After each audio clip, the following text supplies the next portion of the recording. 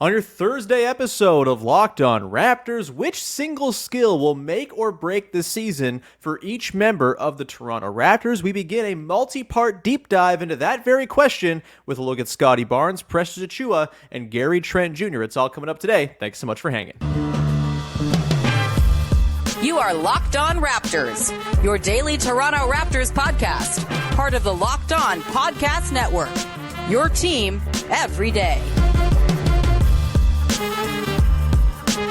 Hey, what's going on? And welcome to another episode of Locked On Raptors, part of the Locked On Podcast Network, your team every day. It is Thursday, September the 21st, and I'm your host, Sean Woodley. I've been covering the Toronto Raptors now going on 10 seasons on various platforms. You can find all my work over on Twitter or X or whatever the hell site we're going to move to eventually, at Woodley Sean. You can find the show on Instagram at Locked On Raptors. Follow there. I don't think that's going anywhere. Plus, we're on Discord. Come hang out in our listener community, a great little spot to come hang out with the sickos just like you who can only think and talk about the Toronto Raptors. Also, we got like baseball talk in there and video games and movies and all sorts of fun stuff. So come hang out. We'd love to see you in there. And just so you know, like when the season comes around, that's where my like in-game thoughts and takes and observations are going to be going. So if you want access to my sort of running dialogue in my brain during games, the Discord's the place to be. We'd love to see you join our little family over there. If the link in the description has ever expired, just shoot me a DM and I'll get you the link really quick. Okay. Today's show you can also find along with all the other episodes of the podcast for free in your favorite podcast apps and on YouTube. Please follow, subscribe, rate, review, all the good stuff that we ask you to do. It's all free to do and it makes me feel very good inside. So thank you in advance for doing that. Okay. On today's show, we're beginning a multi-part series that I'm going to roll out over the course of the next few weeks, looking at swing skills, the single skill that each player on the Raptors is going to have to refine, improve upon, pull from thin air, and start to deploy in their game to really make this season a success for them. And I think it's probably smart to start today with the more interesting developmental cases on the Raptors. In particular, Scottie Barnes, Precious Achiuwa, and Gary Trent Jr., who I've included in here despite him being like 24, 25. Like, he's not maybe necessarily one of the youths on the team, as it were, but I still think he's kind of viewed like that by a lot of the fan base. His age suggests that he still has some development to do, even if I kind of think he's a little bit more what he is and what we've seen him to be. But there are a couple things he can work on and a couple skills that if he figures it out, like, hey, there's something cooking there as far as Gary Trent Jr. as a long-term piece on the Raptors. Of course, he comes into the season as a pending UFA after opting in over the course of this past summer after realizing he wasn't getting paid on the open market. We're also going to talk about Precious Achiuwa, as I mentioned, and some stuff he can work on. But we're going to start today's show with the most important player. And, you know, I don't think it's any surprise that Scottie Barnes is the dude we're going to kick things off with when it comes to the look at swing skills that we're going to do over the course of the next couple weeks here. And I mean, it's obvious why he's the guy you start with. He is the dude from which everything that is good or bad with this team this season will probably flow. He is going to be the bellwether for this Raptors team. And you can start in a lot of places looking at swing skills for him that could make the difference, right? We've talked about his defense. I think his on-ball defense is going to be a pretty important pivot point for his game this year because he's going to be asked to guard smaller players quite a bit, one would think, if he's being deployed as a point guard, either as a starter or as sort of like the second unit operator. If Dennis Schroeder is starting, whatever is going to happen, Scottie Barnes is going to have the ball in his hands a lot, and he's going to be matched up with opposing point guards, something he's had a lot of trouble with in the past. So that's one thing you could focus on. You could look at sort of maybe just the refinement and the craft of the point guard position and figuring out the reads. You know, he's been a very great passer his entire career. We know this. He has unbelievable vision. He can make passes that nobody else on the floor can make or even see. But sometimes it's kind of really nice passes for the sake of really nice passes, and it's not exactly in the interest of like driving a possession forward and getting good looks for his teammates. You know, some guys aren't even ready for his passes sometimes, and maybe that's on Scottie to kind of realize the limitations of his own teammates' vision, et cetera, et cetera. So that's a skill you could look at as sort of a main pivot point. But for me, it's very clearly mid-range shooting is going to make or break Scottie Barnes this season. You know, we can get into three-point shooting if you want.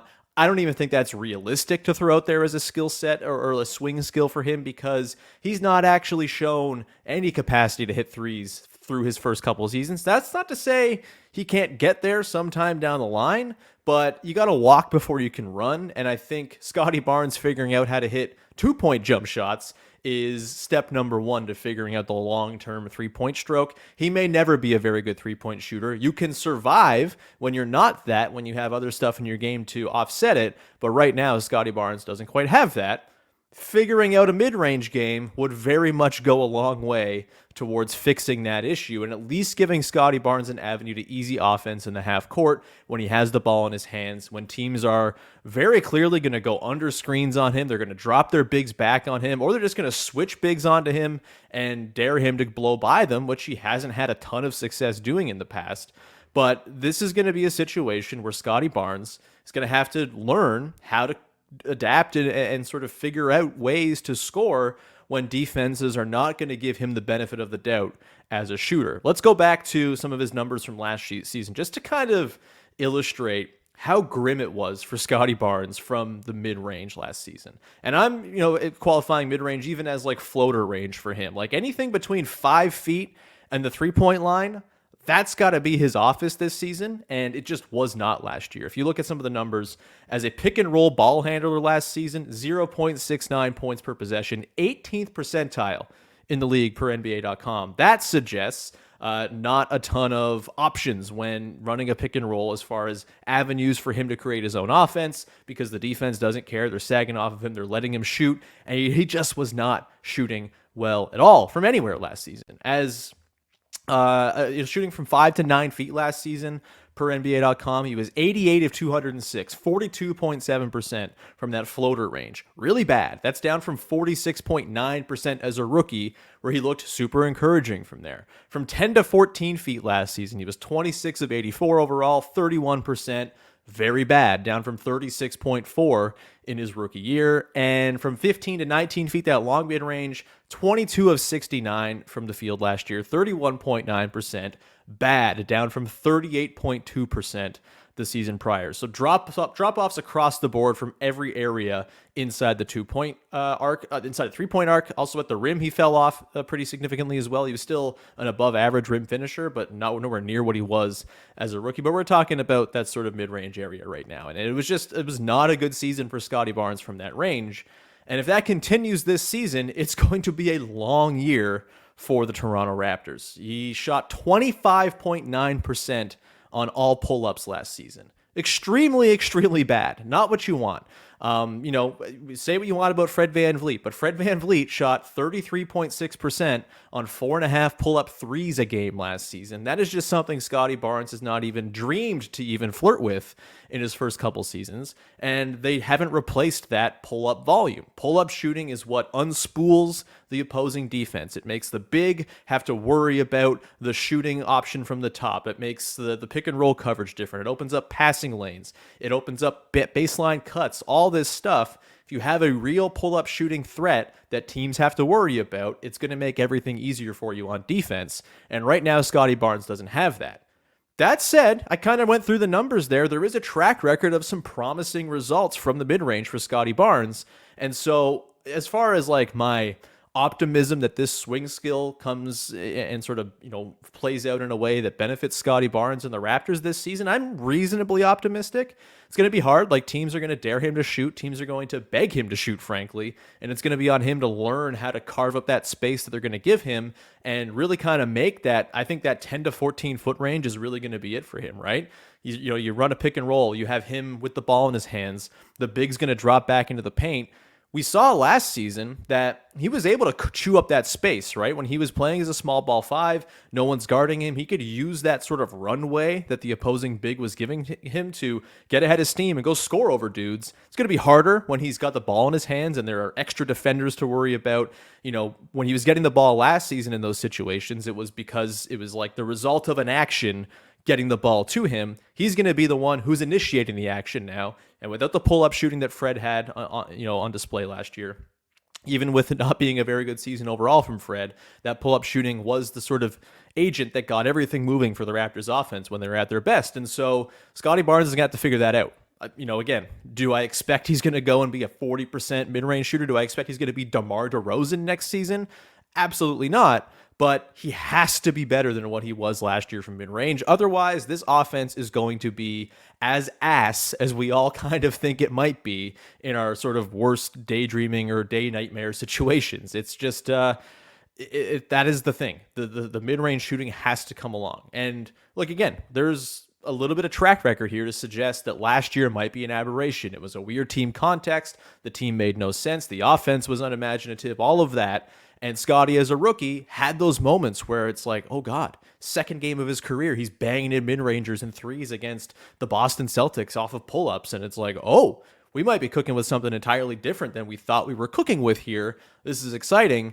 We didn't see that last year. This is going to be a pretty telling season, I think, as to what the shooting upside for Scottie Barnes from the mid-range is. And look, if he has, intentions of being a superstar one day, guess what? All of the best players in the NBA have a mid-range bag, because that is where teams are going to funnel you. That's where teams are going to dare you to shoot, because it's the least efficient shot on the floor. And the best players are the ones who can make that their office and make it an efficient spot on the floor. Scottie Barnes has to do that this season. That is his biggest swing skill, without a doubt, to me. And I'll be fascinated to watch how he can bounce back from a really, really rough season from that area of the floor last season. Coming up next, we're going to get into Precious Achiuwa and why it's not just three-point shooting for him that's going to be the swing skill. It's kind of a little bit of a bigger picture thing than that. We will examine that in just one moment. Before we do that, however, got to tell you about Jase Medical. Right now, Jase Medical are offering empowerment to people who don't want to be caught unprepared. Everyone should feel empowered to care for themselves and their loved ones during the unexpected. That's why Jase Medical offers the Jase Case. The Jase Case provides 5 life-saving antibiotics for emergency use and gives you peace of mind so that you're not hoping you have access to medication in an emergency. Jase Medical makes sure you have the medication in hand. Jase Medical is simple. They handle everything from the online evaluation to licensed pharmacy medication delivery and ongoing doctor consultation and care. Don't get caught unprepared. Save more than $360 by getting these life-saving antibiotics with Jase Medical, plus an additional $20 off by using the code LOCKEDON at checkout on jasemedical.com. That's JASE medical.com, promo code LOCKEDON. All right, we continue on here with your first listen of the day. Thanks so much for tuning in. Thanks for being an everydayer of the show. Of course, we've been back to the daily schedule this week. If you want to go check out previous episodes, go do that, huh? Yesterday's show with Chelsea Late was excellent as we dug into the Dame stuff. We dug into the players we're most excited to watch this year.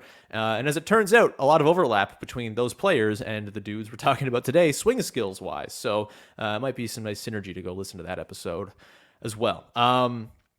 By the way, part 2 of this exercise will go tomorrow, so I'm looking forward to that. Let's dive in now to Precious Achiuwa and the swing skill that's going to make or break his season. And for me, I know the easy one is three-point shooting, right? You go back to 21-22, the back part of that season, the glorious 50 games where he shot about 38% from deep on like 4 attempts a game. It was beautiful. It was like, oh my God, this guy with the defense he brings and this catch and shoot three-point ability out of nowhere, this guy's a player. This guy's going to be like a core piece for this Raptors team. Obviously, last year didn't go so hot. The three-point shooting completely cratered. And that's one thing that's going to have to come back for Precious to really stick around long-term, one would think. But I think it's a little bit bigger than just three-point shooting for Precious. I kind of think it's his spot-up play in general that needs to be way more refined. As we've talked about before, Precious Achiuwa is not a center. I think we can throw that out the window. Yes, he can sort of moonlight as a center at times, in smaller lineups and make it work. He's got pretty decent rim protection numbers over his career. We know we can switch on to just about any player in the NBA. There are times where you can play him at the 5, but he doesn't do center things. He doesn't screen very well. He is not like a huge rim deterrent presence because he's only 6'8", 6'9". He's not massive. And frankly, his defensive abilities are better used on the perimeter than around the rim, in kind of my estimation, at least. And again, he doesn't do the stuff that you want from a center. He doesn't make reads on the short roll very quickly. He's not going to be someone you can run 4-on-3 advantages with, et cetera, et cetera. And so I think this has to be the season, and I think it's likely this happens, that his role gets defined as 3-and-D wing type, right? I think just you got Jakob Poeltl playing 30 minutes a night. You're going to have Christian Koloko needing some developmental minutes. You're going to have to play, I think, a little bit of Scottie Barnes at the 5 just because he's really bloody good at it and really effective there. And so he should slide in there in smaller looks. I'm sure Pascal will get some run at 5 as well. And there's just not going to be a ton of minutes to go around at center. And that's also before you include Chris Boucher, who is probably more of a center than Precious Achiuwa is, even if I don't think either of them are really centers.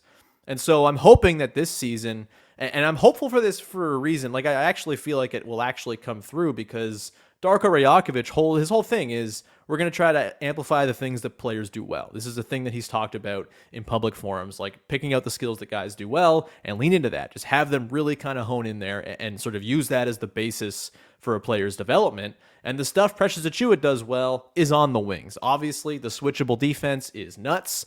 Pairing him, with an OG Anunoby on the wing or a Jalen McDaniels or whatever, like you're going to have a pretty impenetrable wall of switching ability when Precious is on the floor playing in a wing position. And of course, going back to that 21-22 season, his best stretch as an NBA player came where he was kind of working as like a 3-and-D wing type, where he was taking a lot of threes, he was attacking off the catch when he could. And so for me, it's not just the three-point shooting, it is the spot-up play as a whole for Precious that really needs to be refined. Last season was not a very good year for Precious on spot-ups. 2.4 spot-up possessions per game, scored 0.92 points per possession, 28th percentile in the NBA, so just about in the bottom quarter, bottom third easily. That's not very good. There are reasons to have a little optimism, we'll get to in a sec, but some other stuff to kind of flag as some red flaggy stuff when it comes to his work as like a 3-and-D dude. On his drives last year, you don't want to have a 3-and-D wing role player type who's turning the ball over a ton. And that's the thing he did a lot last year. 13.6% turnover rate on his drives, just way too high for a guy with his low amount of volume and a guy who's not really being asked when he does drive to like make plays. These aren't turnovers of commission where he's trying to spot a pass in the corner and throwing an errant skip pass and it's wailing out of bounds, or it's getting picked off as he tries to throw a pass to the wing, or a dump off pass that gets bobbled by the big. A lot of these are just Precious Achiuwa losing control, kicking the ball out of bounds, right? Like we know exactly the story here with Precious and his worst moments, and I think that's a big thing kind of standing in his way if he's going to refine this spot up game that I think needs to be a big part of his repertoire. The problem for him has always been kind of the journey getting to the rim. It's not scoring at the rim, at least it wasn't last year. He had a pretty significant jump, and this is where the optimism comes in, right? He was 73.4% at the rim last season. That's really good. It was like a 13 or 12 or 13 percentage point bump over his previous season and his career averages before last year. Like, he figured out how to score at the rim. He figured out how to use his incredible like bodily control and his strength to absorb contact and still finish. That's really encouraging. You pair that with the three-point shooting, and then you're just kind of trying to bridge the gap between the arc and the rim, and that's where things get tricky. And so again, this is why the whole sort of spot up thing for him is important. I've thrown around the Norman Powell comp a lot. It's not identical, obviously. Norm's a way more explosive scorer and just kind of a way more refined shooter. Just different types of players, obviously different sizes, et cetera, but similar idea is kind of what I envision for Precious at his peak, which, Norm was not asked to make plays when he was driving, right? He was a play finisher. He was a dude who was going to punish out of position defenses that were shifting as a result of advantages created elsewhere. Think back to how many times Norm Powell would get the ball in the corner against the Milwaukee Bucks and just drive right to the rim and dunk on a dude, or put up a corner three, or whatever it might have been. Like, it was a very much just like a streamlined shoot a three or drive and dunk on a dude. That can be Precious if he can figure out how to put two dribbles on the floor to get himself to the basket. This is all part of being a good spot-up player, is making those quick decisions and doing those sort of rudimentary things with the ball in your hands. I think he has like the dexterity to have a decent handle. I don't think he's like out there like Stanley Hudson in season 1 of The Office, just like dribbling it around with the open palm. Like, he actually has a little bit of it. It's just not there enough. And, there's a reason we call him the poster coaster here on the podcast. He is a roller coaster of a man who throws down cool dunks when he's doing it well, and is really kind of rocking your core and shaking you to your insides if it's not going very well. And there was just far too much of the latter last season. he's got to be able to figure out a way to bridge the gap between getting the ball on the perimeter and finding a way to put it in the bucket. I don't think he's ever going to be a great playmaker. It's just not really in his bag. But when he's making those quick decisions, and they're very rudimentary decisions, it's shoot or drive, I think he can get there. And we've seen when he's doing that, he's optimized and he's a load to deal with. He's really tough to corral. His first step is incredible. He's unbelievably strong and athletic. We just haven't seen enough of that. And I think I talked about this in the mailbag on Tuesday, where I was asked about players who were going to struggle under Darko ball. And Precious is a fascinating case here, because I think there are very few players on this team who could benefit more from the 0.5 second ethos that Darko Rajakovic is going to bring to the team. Because like when he is making those quick 0.5 decisions, again, they're easy decisions. It's shoot or drive.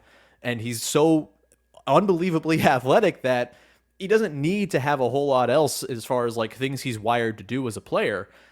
I like when he's doing that, it's great. He just happens to be maybe the slowest decision maker on the team right now. And so it's just got to be more quick fire. I don't know how you school that. I don't know if it's something you can teach necessarily, but it's going to be on the coaching staff to figure that out.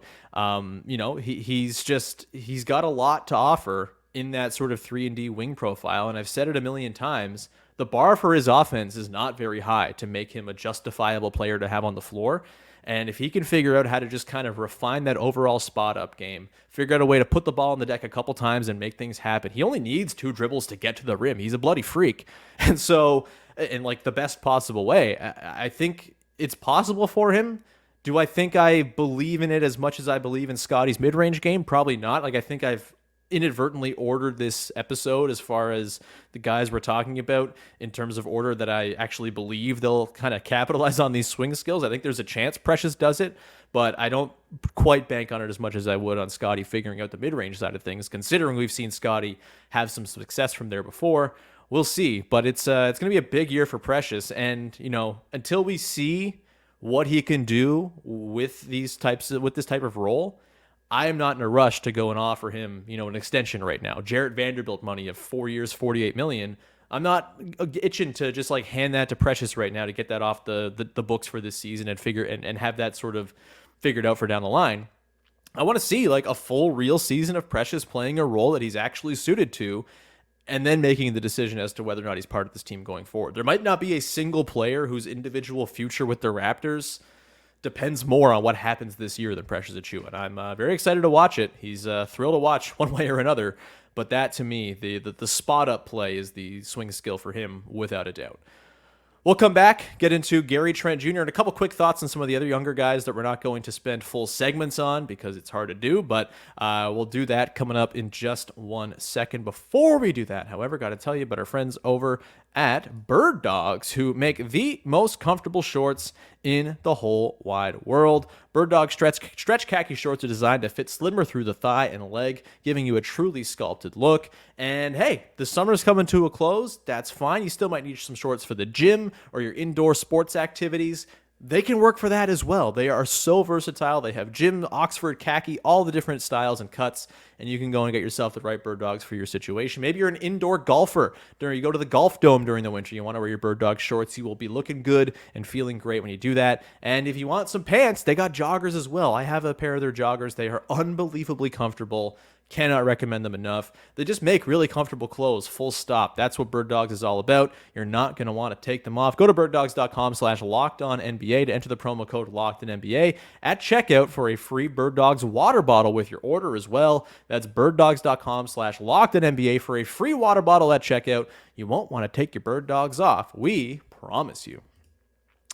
All right, rounding out our discussion of swing skills for some of the more important developmental cases for the Toronto Raptors. Tomorrow we'll dive more into the core guys. I said that this was going to be like a multi-week exercise. It might be like 3 days over the next 2 weeks that we get into it. We'll finish off the rest of the roster next week. Well, tomorrow we'll talk about Pascal and OG and Jakob Poeltl and their swing skills. And, we'll dive all into that. Probably a little bit less interesting overall than the guys we're talking about today because they're young and potential filled and all that stuff, but pretty bloody important no matter what, right? Like how those guys fit around Scottie Barnes is going to be dependent on some of their swing skills as well. So that'll be tomorrow's show. Let's dive in now to Gary Trent Jr. though. For me, this one's clear. I know you could say playmaking is the candidate here for his swing skill. I just haven't seen enough evidence to suggest that's even a skill that's like realistically on the table for him. He doesn't have great instincts. He doesn't have like the passing angles down. He doesn't really seem to have like an urge to want to pass. And on this team, that's fine. Like on this team, Gary Trent Jr. is going to be a trigger man and a guy who has to finish plays. You got to have those dudes, and he's going to have ample opportunity with the number of 3-point attempts that went out the door with Fred VanVleet. Gary's going to step into a ton of those, I would assume, and you'd hope that he can hit it his 37, 38, 39% clip, and that'll be all hunky-dory and great. As far as the playmaking, like I said, like I don't see the history to suggest it's coming. I think there was regression there last season from him, honestly. And I just think there are going to be other guys who have the ball in their hands more often. You're going to have Yak working from the elbows. You're going to have OG maybe, do with little dalliances into more self-creation. Obviously, Pascal and Scottie are going to have a ton of the ball, and Dennis Schroeder is going to have the ball a lot too. And I would assume Schroeder is going to play quite a bit with Gary Trent Jr. in sort of second units. And Trent is going to be, again, a trigger man, a dude who's just got to let it fly from deep and try to really make his bones there. So I'm not putting playmaking as his swing skill. For me, can he stay on the floor defensively if he's not being asked to be a chaos agent like he was under Nick Nurse? Like, I don't know what kind of defense Darko Rajakovic wants to run just yet. My assumption is it's going to be a little more conservative than what Nick Nurse was running out there, because Nick Nurse ran maybe the least conservative defense we've seen in the modern NBA. So just by law of kind of regression to the mean, I think we're going to see a more scaled back approach. And Gary Trent Jr.'s like real sole contribution last season on defense was deflections and steals and getting the transition game going. That was great. Like, nice to have it. But even with that, he finished top 20 in deflections this past season. He was all over the steals charts, obviously. Even with all that chaos agent stuff, the Raptors were 3.1 points per 100 possessions better on defense when Gary Trent Jr. sat versus when he played last year per NBA.com. It's 2.1 points per 100 on cleaning the glass, which counts for garbage time and stuff. But still, they were worse with Gary Trent Jr. On the floor on defense than they were when he was off. Again, even with the steals, even with all of that stuff, he was painted as a negative defender by just about all the catch-all metrics. ESPN's box plus minus had him as like a minus 0.55. Like, not a good defender, like full stop. He's just not, outside of the steals. And so is there some sort of on-ball defensive chops he can kind of tap into this season? Because look, he's going to be asked to do that more often. He was not someone who was often asked to kind of defend an island, be the guy you'd throw against an opposing point guard very much last year. They had guys for that, right? Fred VanVleet took that assignment. OG Anunoby, Precious Achiuwa, Pascal Siakam sometimes, and obviously Scottie Barnes. Like, they could take on those assignments. Without Fred, and with Scottie Barnes coming in, with his defense being very much up in the air as an on-ball individual defender against smaller players, Gary Trent Jr. might get the responsibility of guarding opposing point guards this season quite often, and that could be trouble. If you look back last season at his numbers as an isolation defender, just to get a sense of what he is as a one-on-one defender, was not pretty. He ranked in the 10th percentile last year in isolation defense per the NBA.com's tracking data.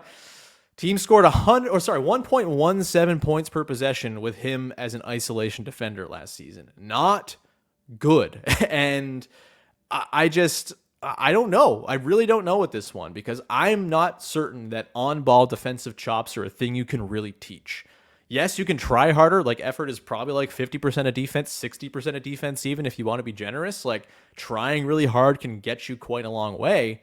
But when you don't have long arms, which Gary Trent Jr. doesn't really have, when you don't have like great lateral quickness, which Gary Trent Jr. doesn't really have, I don't know what your ceiling can really be as a defender. If Gary can be just like a passable neutral defender, I think that's fine. His offensive punch, his three-point shooting and space that he provides will be valuable, and he'll be able to, pass on the floor. But, are we sure he can defend in the playoffs? We haven't really seen much of him in the playoffs, right? He played those couple games and was injured during that series against the Sixers, and that's about all the sample we have. And I think his defense really is the thing that could play him not just off the floor, but kind of like out of the league as like a one of these sort of 3-and-D type wings. If he doesn't have the D side of that thing, you can find shooting of his caliber pretty easily all around the league, right? And so the defense is going to be the thing that the Raptors need from him to make him a viable piece in their core lineups. But also, if he wants to get paid, like the defense is going to have to come quite a ways. And I just don't know